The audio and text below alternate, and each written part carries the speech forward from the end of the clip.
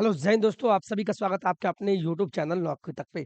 आशा आप अच्छे होंगे, स्वस्थ होंगे और जहाँ भी होंगे खुश होंगे। फिलहाल जो हम बात करने वाले हैं उससे पहले हमको बता दें, कैमरा धुंधला नज़र आएगा तो आप मैनेज कीजिएगा, हमें फ़ोकस कीजिएगा।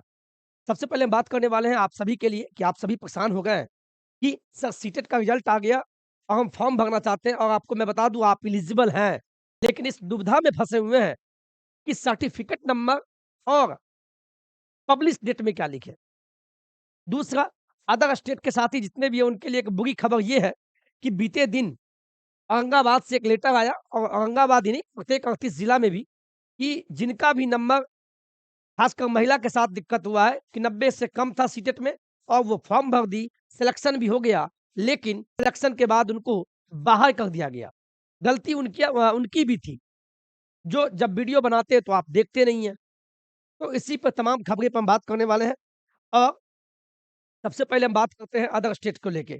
अदर स्टेट को लेके हम बात करने वाले हैं, आप मैनेज कीजिएगा और दिखाई देगा होगा, ठीक है? चलिए, अदर स्टेट को लेके हम ये बात करने वाले हैं कि देखिए आप यहाँ मैं दिखा दूँ एक चीज़, ये देखिए, ये आपको कार्यालय जिला शिक्षा पदाधिकारी, ये जो न्यूज़ मैं दिखा रहा हूँ आपको ये देखिए, दिखाई देगा? चलिए, मैनेज कीजिएगा थोड़ा बहुत, अगर धुंधला हो तो मैनेज कर लीजिएगा। ये मैं अपने मन से नहीं बोल रहा हूँ, ये जिला शिक्षा पदाधिकारी औरंगाबाद का, ये कल कल के डेट में लेटर निकला हुआ है। 16 के डेट में। इसमें क्या है इतना पढ़ेंगे वीडियो लंबा हो जाएगा। सीधे शब्दों में समझे जिनका भी सिलेक्शन हो गया था या सब्जेक्ट कॉम्बिनेशन नहीं मिल रहा है वो भी बहाल हो गए। चूँकि डीवी डॉक्यूमेंट वेरिफिकेशन तो बाद में हुआ। इसके बाद 14 दिन का ट्रेनिंग भी हो गया, लेकिन अब उनको बहाल किया जा रहा है। तो अदर स्टेट वाले साथी ध्यान दें, मैं उनको दिखा दूँ जैसे यहाँ देखिए, ये सरिता कुमारी है। ये सरिता कुमारी है, ठीक है? इनका तो छठी से 8वीं में चयन हुआ हिंदी विषय के लिए। लेकिन इसको अभियुक्त बनाया गया और इनको बाहर कर दिया गया, ये बोलकर कि सीटेट में इनका 86 सीटीईटी में 86 अंक है और लिखा हुआ है बिहार का निवासी नहीं है। 86 अंक है, 86 अंक है और ये कहाँ की है? अदर स्टेट की है, अदर स्टेट की महिला है। तो इससे साफ साबित हो गया इनको नहीं लिया गया सिलेक्शन होने के बाद भी। तो मैं आपको बता दूँ जितने भी हमारे अदर स्टेट के भाई और बहन हैं, जो शिक्षक और शिक्षिका बनने वाली हैं भविष्य में और ये सोच के घुसना चाह रही है कि हम बहाली में चले जाएँ। लेकिन आपको बता दें अदर स्टेट वाले जितने हैं महिला या पुरुष उनको सीटेट में 90 नंबर चाहिए। कितना नंबर चाहिए? 90 नंबर। 90 से अगर 1 नंबर भी कम है, तो आपका बहाली होने के बाद भी निरस्त कर दिया जाएगा और आप बाहर कर दिए जाएँगे। सीधे शब्दों में समझे। दूसरा, सब्जेक्ट कॉम्बिनेशन को लेके भी बात किया गया है। इसमें आप बहुत सारी बातें हैं, लेकिन खासकर सबसे बड़ा दिक्कत हुआ अदर स्टेट को सीटेट की डिग्री लेके। तो 90 से कम है महिला या पुरुष, तो आप 9 भरें, सीधे शब्दों में कह दें। और एक बात और बता दें कि बिहार के जो भी हमारी बेटियाँ हैं, बिहार के, आपको मैं एक चीज़ बता दूँ, जो भी जनरल में आपको पता है जनरल, जो भी जनरल में आते हैं, ठीक है? तो जनरल वाले को 90 नंबर चाहिए। यहाँ नोट कर लीजिए आप, जनरल में हम फिर बोल दें मेल या फीमेल, दोनों के लिए हम बात कर रहे हैं। तो अदर स्टेट वाले कहाँ आएँगे? जनरल में आएँगे। याद कर लीजिएगा, ठीक है?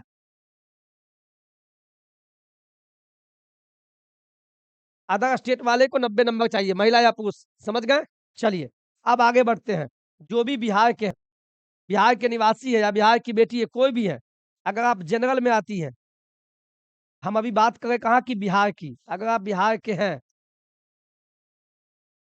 ईडब्ल्यूएस भी इसी में आएँगे, फिर हम बोल रहे हैं। जनरल में बिहार के हैं, तो आप जो भी अगर मेल है, तो मेल को चाहिए 90 नंबर और जो फीमेल है, नोट कर लीजिए, जो फीमेल है, उनको मात्र 82 नंबर चाहिए। नोट कर लिए? बिहार के लिए बात कर रहे हैं। अब चलिए यहाँ आते हैं, जो ओबीसी में है, ओबीसी वाले कोई हो, या आप ईबीसी में आते हो या बीसी 2 में आते हो, ध्यान दीजिएगा, या आप बीसी 2 में आते हो, दोनों की बात कर रहे हैं, बाप ये 2 बेटा, ठीक है? तो आप अगर मेल हो या फीमेल हो, कोई भी हो, मेल या फीमेल कोई हो, उससे मुझे मतलब नहीं है। उनको मात्र कितना नंबर चाहिए? 82 नंबर।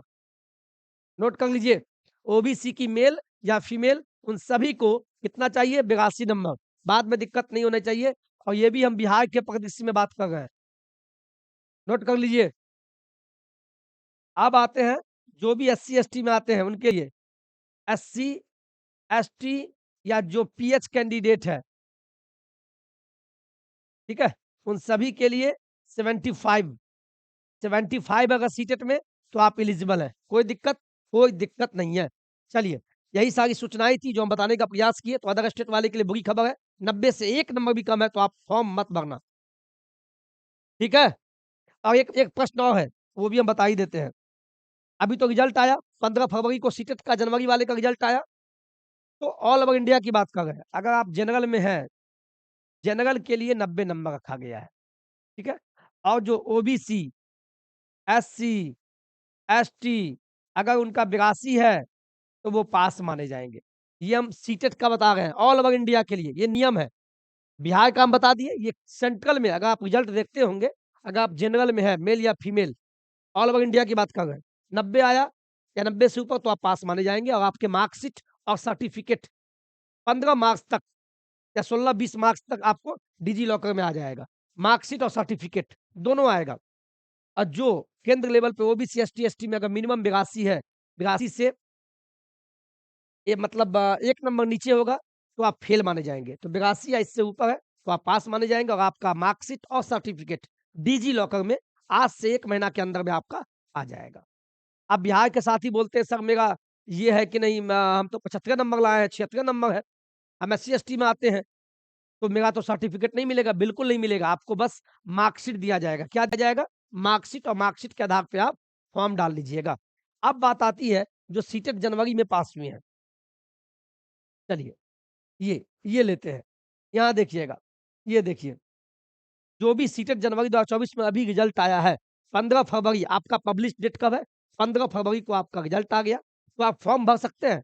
देखिए, जहाँ तक मेरा सेंस जाता है, बिल्कुल आप फॉर्म भरिए, फॉर्म भरने के आप एलिजिबल हैं, लेकिन मन में है कि सर्टिफ़िकेट नंबर की जगह पे क्या लिखें? तो देखिए, अभी तक आपका कुछ आया है नहीं है, लेकिन बीपीएससी आयोग को इस पर क्लियर कर देना चाहिए लेटर निकाल के कि क्या लिखें। लेकिन मुझे लगता है सर्टिफ़िकेट नंबर के जगह पे आप आप रोल नंबर लिख सकते हैं फिलहाल। रोल नंबर लिख के जो भी आपका रोल नंबर सीटेट का वो डाल के, ठीक है? आप फॉर्म भर सकते हैं और दूसरा आपका इश्यू डेट बोलेगा, इश्यू डेट डालिए, इश्यू डेट भी बोलेगा, तो आपका रिज़ल्ट कब आया? 15 फरवरी को, तो आप डाल दीजिए 15/2/2024 हो गया। आप इस आधार पे फॉर्म भर सकते हैं, कोई दिक्कत नहीं होगा। मैं ऐसा क्यों बोल रहा हूँ? मैं टीआरई 1 के आधार पे बोल रहा हूँ। जब डीएलएड का 21 से 23 सेशन वाले को जब मौका दिया गया, उनका रिज़ल्ट ऑनलाइन पब्लिश हुआ था, डिजिटल पे, ओरिजिनल अभी तक नहीं आया है। तो वो कैसे भरे होंगे? तो वो रोल नंबर डाल के फॉर्म भरे थे, उसके बाद जब डॉक्यूमेंट वेरिफिकेशन हुआ, तो आएगा तो आप लगा दीजिएगा। तो आप रोल नंबर और ये डाल के आप फॉर्म डाल दीजिए। यही सूचना आपको देना था, मैं जानता हूँ वीडियो लंबा हो गया होगा, लेकिन चलिए सही भी है। अदर स्टेट वाले समझ गए, नेक्स्ट स्टेट आपका जुलाई में होगा, आवासीय जाति आय ओबीसी एनसीएल जो भी सर्टिफिकेट एक क्वेश्चन ये भी था आपका, तो ये पर ज़्यादा प्रश्न है। तो आपका अगर टीआरई 1 या टीआरई 2 वाला भी बना हुआ है तो आप लगा सकते हैं। कोई दिक्कत आपको कोई इश्यू नहीं होगा, ठीक है? पुराना वाला भी चलेगा, बिल्कुल चलेगा, कोई घबराने की बात नहीं है। अगर नया बना लिए तो वो और बेस्ट है, पुराने वाले से भी आपका काम चल जाएगा। बाद बाकी और भी कोई समस्या हो तो प्लीज़ कमेंट अवश्य कीजिएगा, कमेंट अगर नहीं लेते तो गलत मत समझिएगा। मैं उसको देखता हूँ, समझता हूँ, पढ़ता हूँ, समय बहुत कम है, पढ़ाई में लग जाइए निरंतरता के साथ। खूब प्रैक्टिस कीजिए।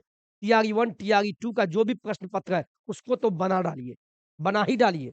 उससे मिलता-जुलता प्रश्न जहाँ से भी बने, बना डालिए। आज के वीडियो में इतना ही। जय हिंद, जय भारत।